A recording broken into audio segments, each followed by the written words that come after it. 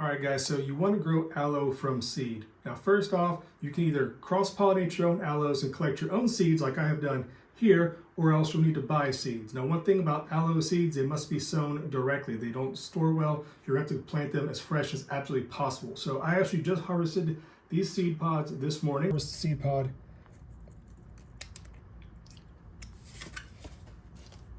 It did not work, but it is right here. I'll leave a link to that video where I crossbred the aloes and actually where I harvested the aloes. But today we're going to plant the aloe seeds. So what you'll need is a small container. You'll need, of course, aloe seeds, a Ziploc or some kind of self-sealing bag or a container to make sure that it stays absolutely humid, and of course some rainwater. Okay, so let's go ahead and get started. Okay, so if you haven't watched how to harvest aloe seeds, this is a quick overview. These are the dried seed pods. They will actually crack open when they're ripe. So a bunch of the seeds kind of probably fell in other flower pots because by the time I noticed that the seed pod had opened up, I was actually kind of missing some. Anyhow, was able to get about 6 or 7 viable seeds, hopefully right here. So that's what the seeds look like. They're very, very, very tiny, guys. So what you'll need to do is, let me get these out of the way. The easiest way to do this is not to try to pick them up by hand and move them. So whether you use a piece of paper or this is just a little, paper plate here, we'll get them to the edge of the paper and just kind of tap it in where you want it. Kind of try to space them out so they're not overlapping each other. A couple in the middle. I think there's one more. There we go.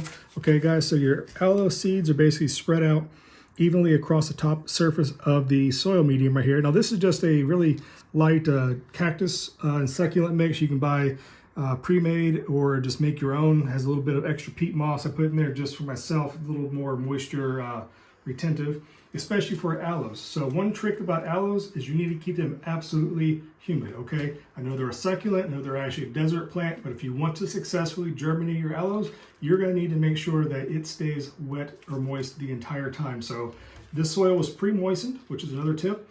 After that, very gently, I'm just gonna now this is rainwater because I don't use any kind of chemicals for seed starting because that's just not gonna be beneficial in my opinion and experience.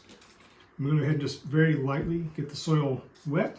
And what you want to see is moisture coming out the bottom, that your plant is actually going to be completely saturated. You're not going to get any kind of desiccation from the wicking of the moisture down to the dry soil. So let's go ahead and do that just a little bit more. It's not going to hurt anything. Just guys, you don't want to just blast these little tiny seeds.